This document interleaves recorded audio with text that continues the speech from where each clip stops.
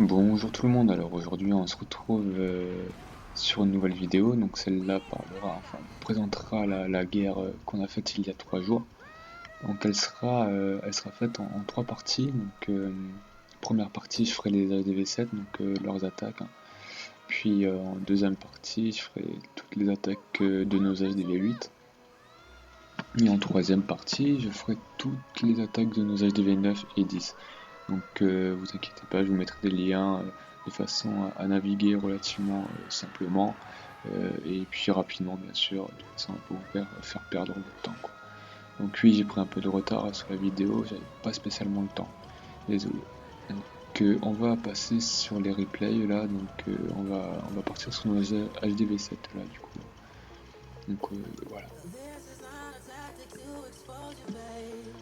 Là, on a toutes nos défenses, donc on est plutôt pas mal, hein, sur les défenses. C'est juste en bas, donc après c'est très compliqué de pas se prendre des 3 étoiles sur les DV7 et 8. Donc là, on est au niveau de nos attaques. Donc, en haut de tableau, il y a encore des trous. Donc oui, on a fait quelques attaques sur les HDV9, mais après, voilà, le plus gros du travail a été fait sur les HDV9 et sur les HDV8 et 7, excusez-moi. Donc le travail a été plutôt bien fait. Donc ça fait une grosse différence sur une guerre, hein, quand tout est nettoyé en milieu de tableau. Pour nous, on a juste à s'occuper du haut et puis on est tranquille. Donc là, on est sur un replay de Réchaésien. Désolé si j'ai bâclé ton nom, c'est assez compliqué à prononcer ton truc. Donc lui, il attaque en full dragon. Donc avec les 7, pas de secret, c'est à mon avis la meilleure compo, donc celle qui tient le mieux la route. Voilà. Donc là, il a attaqué par le haut, il a gardé quelques dragons de façon à compléter, et puis histoire de jouer la sécurité, hein. C'est le dragon qui part pas là où il veut, il va pouvoir en placer un ou deux de façon à vraiment disperser ces dragons pour détruire un maximum de bâtiments. Donc là, il a plutôt bien attaqué. J'aurais peut-être mis un dragon sur le haut, là, sur le camp à droite, mais après, il aura largement le temps de terminer son attaque. Après, on sait jamais. Mais bon, le dragon est toujours le temps. Donc là, c'est en train de terminer, il reste les deux camps sur les côtés, et puis là, voilà, un 3 étoiles. Donc bien joué. On va passer au deuxième replay. Il attaque au full dragon, il s'est pris quelques archers, mais c'est vraiment pas nécessaire, hein, qu'on attaque en full dragon, vraiment.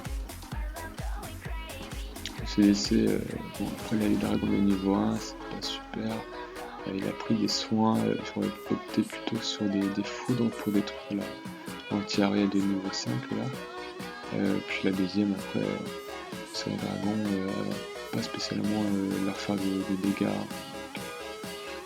Vaut mieux opter sur du foudre, et se foudrer la grosse anti-aérienne et se prendre 2-3 piqûres là, de la petite anti-aérienne. Donc les dragons ont bien progressé, ils ont avancé de façon linéaire, l'attaque s'est bien déroulée, donc GG à lui aussi, hein.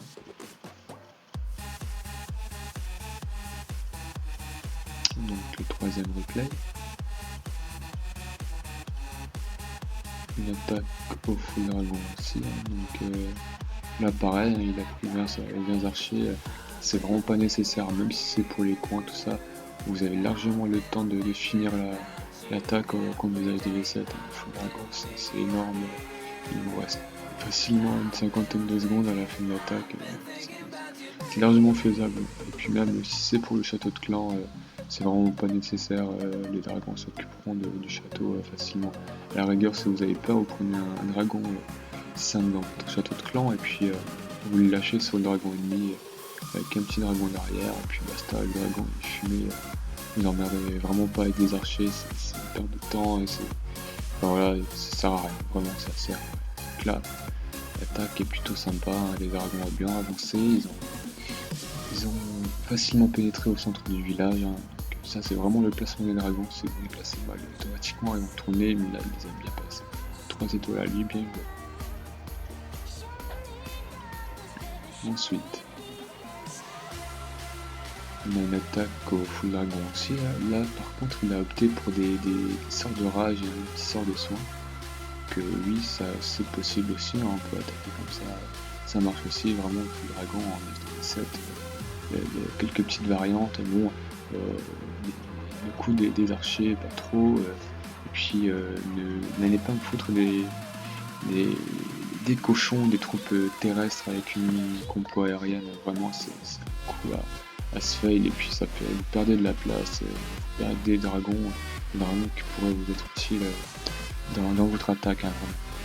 Donc là, l'attaque se passe plutôt bien. Donc, il a bien placé ses sorts.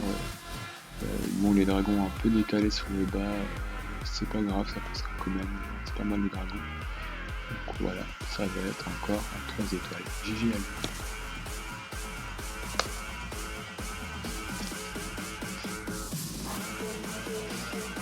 Donc là,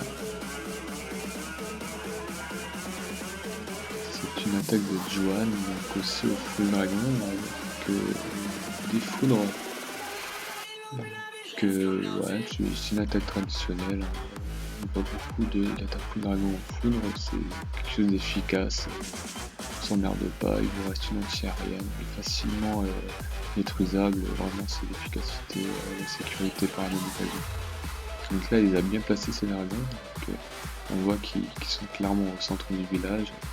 Quelques dragons sur les côtés pour nettoyer les côtés. C'est une belle attaque, ça part droit. Clairement, quand on voit ça, c'est mort pour le type. Hein. Il peut juste pleurer. Enfin voilà, c'est plié. Donc là, il s'est mis une petite Tesla dans le coin au fond là, mais clairement ça sert à rien. C'est pour gagner un peu de temps, mais franchement, ça sert strictement à rien. C'est de la perte de DPS au centre du village. Enfin, pour le peu qu'on peut gratter en plus, ça sert à rien. Voilà. 3 étoiles encore. GG.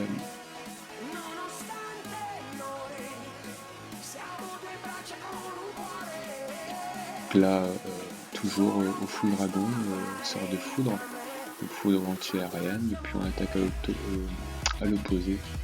On place bien ses dragons, on écarte bien, on nettoie sur les côtés, et puis on balance bien les ballons derrière les dragons de façon à les protéger, mais là le dragon se décalait un peu vers les ballons. En fait, il aurait dû attendre un petit peu de façon à détruire le château de clan et puis les balancer derrière. Parce que, mine de rien, les ballons sont relativement fragiles, donc on les préserve. Bon, après là, ils ont clairement fait quasiment tout le village. Ils ont quand même servi, hein, ils n'ont pas perdu non plus.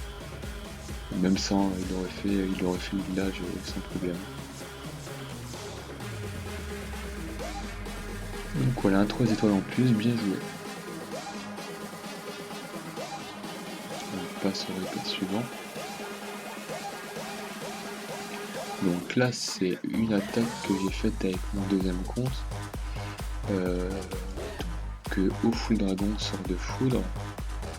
Que pareil, hein, je suis comme tout le monde, je suis monsieur tout le monde, je choisis la facilité. J'ai pas à venir avec mon compo farm parce que du coup, c'est la seule compo qu'on peut faire éventuellement en plus qui puisse faire quelque chose, mais on va sortir avec 2 étoiles, c'est pas le but recherché. Moi, je fais détruire et rapporter des étoiles. Donc là, j'aurais peut-être pu mettre un dragon sous la cabane à gauche là, parce que clairement à la fin de l'attaque, j'ai énormément de dragons encore disponibles. Donc, moi, j'aurais pu cramer un petit dragon, j'aurais gagné du temps. Voilà, le temps c'est de l'argent, on s'emmerde pas. Mais bon, c'est un détail, le résultat est là, donc c'est l'essentiel.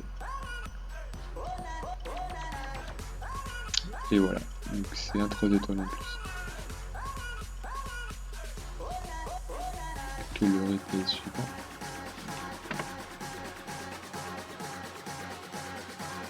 Donc une base un peu plus évoluée, bon, mis à part ses murs.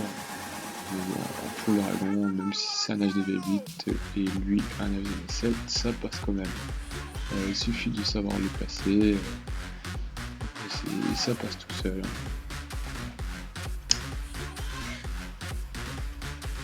Donc là, c'est le dernier replay, donc du coup, je vais vous mettre le lien pour passer à la phase numéro 2, donc celle avec les ADV8.